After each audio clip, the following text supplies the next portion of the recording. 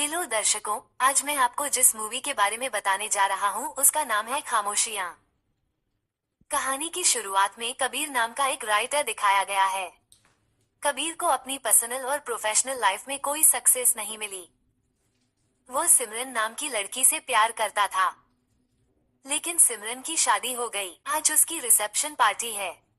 सिमरन को कबीर के साथ अच्छे फ्यूचर की उम्मीद नहीं थी, इसलिए उसने कबीर को छोड़कर किसी और से शादी कर ली। कबीर गुस्से और दुख में सोशल मीडिया पर अपना और सिमरन का एक पुराना वीडियो पोस्ट करता है, जिसमें सिमरन ने कबीर से वादा किया था कि वे जिंदगी भर साथ रहेंगे। सिमरन के रिसेप्शन में आए कई गेस्ट ने इसे सोशल मीडिया पर देखा। जब सिमरन के पति ने वीडियो देखा तो वो गुस्से में कबीर को पीटने के लिए उसके घर आ गया। सिमरन पीछे से आई और उन्हें रोक लिया। सिमरन ने कबीर को कई बातें बताई। सिमरन ने कहा कि कबीर कभी भी लाइफ को लेकर सीरियस नहीं था। सिमरन ने उससे कई बार शादी के बारे में बात की थी, लेकिन उसने उसे इम्पोर्टेंस नहीं दी। वो लाइफ में कुछ भी रिस्पॉन्सिबिलिटी से पूरा नहीं करना चाहता और उसे अधूरा छोड़ देता है। जैसे कोई नॉवेल लिखते समय वो उसे बीच में ही छोड़ देता है। यानी सिमरन कबीर को समझाना चाहती है कि वो जिम्मेदार नहीं है। सिमरन की बातों ने कबीर को बहुत ज्यादा प्रभावित किया। उसने उसे सोचने पर मजबूर कर दिया।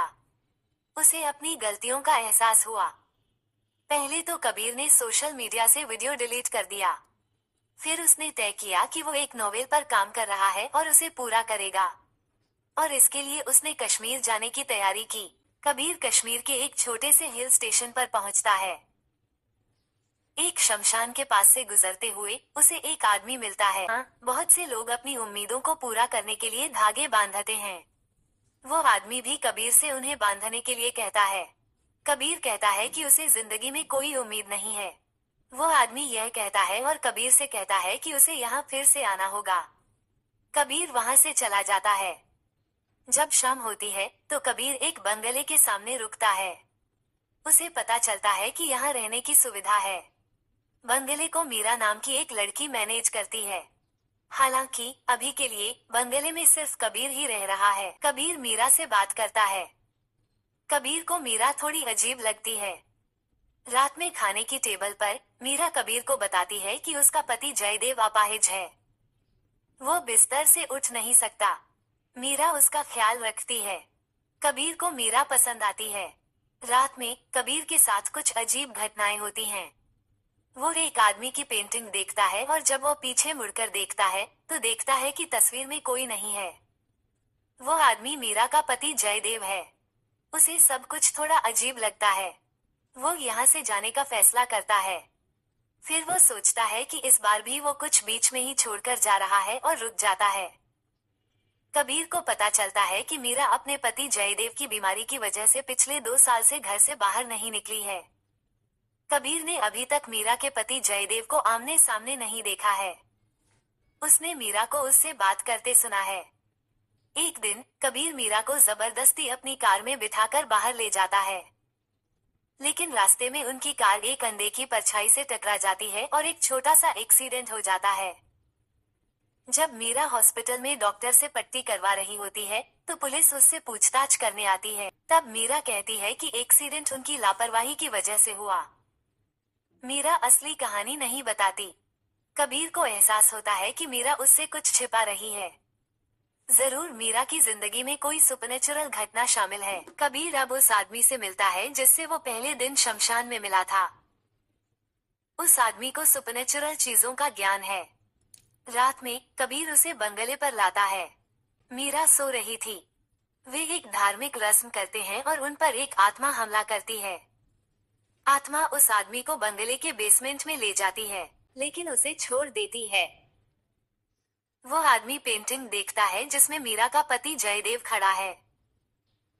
वो आदमी कहता है कि उसने इस बुरी आत्मा को पहचान लिया है। वो कोई और नहीं बल्कि मीरा का पति जयदेव है जो तस्वीर में खड़ा है। मीरा ने उसे मार डाला। कबीर उसकी बातों पर विश्वास नहीं करना चाहता, क्योंकि मीरा कहती है कि उसका पति बेडरूम में पैरालाइज्ड है और बिस्तर पर पड़ा है। कबीर को याद आता है, उसने एक दिन मीरा को किसी आदमी की आवाज में फोन पर किसी से बात करते हुए सुना था। और वो समझता है कि मीरा बेडरूम में खुद से बात करती थी। इसके अलावा कबीर ने जयदेव को कभी पर्सनली नहीं देखा है। जब वह आदमी चला जाता है तो कबीर चुपके से जयदेव से मिलने जाती है। वो जयदेव को बेडरूम में सोता हुआ देखती है। वो कुछ समझ नहीं पाती। कबीर ने मीरा को नींद की गोलियां दी थी, लेकिन मीरा जाग गई और उसने उस आदमी को देखा। कबीर पर बहुत गुस्सा हुई और उसे घर से जाने को कहा। कबीर घर से चला गया। कबीर दिल ही दिल में मीरा को पसंद करता था।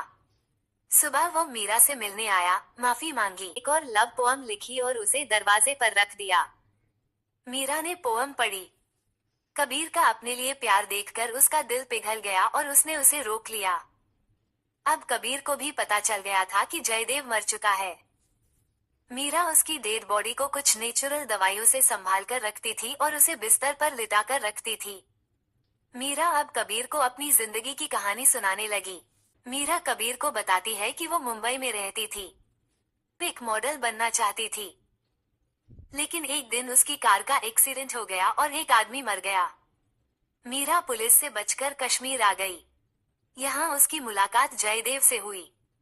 जयदेव एक इंडस्ट्रियलिस्ट था। उन्हें प्यार हो गया और जल्द ही उन्होंने शादी कर ली। एक रात मीरा ने जयदेव को अपने बंगले के बाहर जंगल में शैतान की पूजा करते देखा। मीरा बहुत डर गई। जयदेव को छोड़ने का फैसला किया, लेकिन जयदेव ने मीरा को जाने नहीं दिया।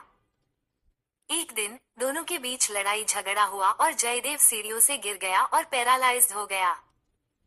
उसे बिस्तर पर लेटना पड़ा। अपनी बेबसी बर्दाश्त न कर पाने पर जयदेव ने एक दिन सुसाइड कर लिया। जयदेव शैतान की पूजा करता था और उसने कुछ ऐसा किया था जिससे उसकी आत्मा हमेशा के लिए इसी दुनिया में रह जाए। उसने मीरा के लिए एक लेटर छोड़ा था। लेटर में लिखा था कि मीरा को जयदेव की आत्मा के साथ इस बंगले में रहना होगा और डेड बॉडी को भी संभाल कर रखना होगा। अगर मीरा जाना चाहती है तो जयदेव ने इस लेटर की एक और कॉपी अपने वकील को भेज दी है। जयदेव के गायब होने के बाद वकील चिट्ठी खोलकर सबको पढ़कर सुनाएगा। उसमें लिखा है कि जयदेव की मौत के लिए मीरा जिम्मेदार है। इसके अलावा मीरा मुंबई में एक एक्सीडेंट में एक आदमी को मारने की दोषी है, इसलिए वो जयदेव की आत्मा के साथ इस घर में रहती है और यह कहकर सबको धोखा देती है कि उसका पति अभी भी जिंदा है।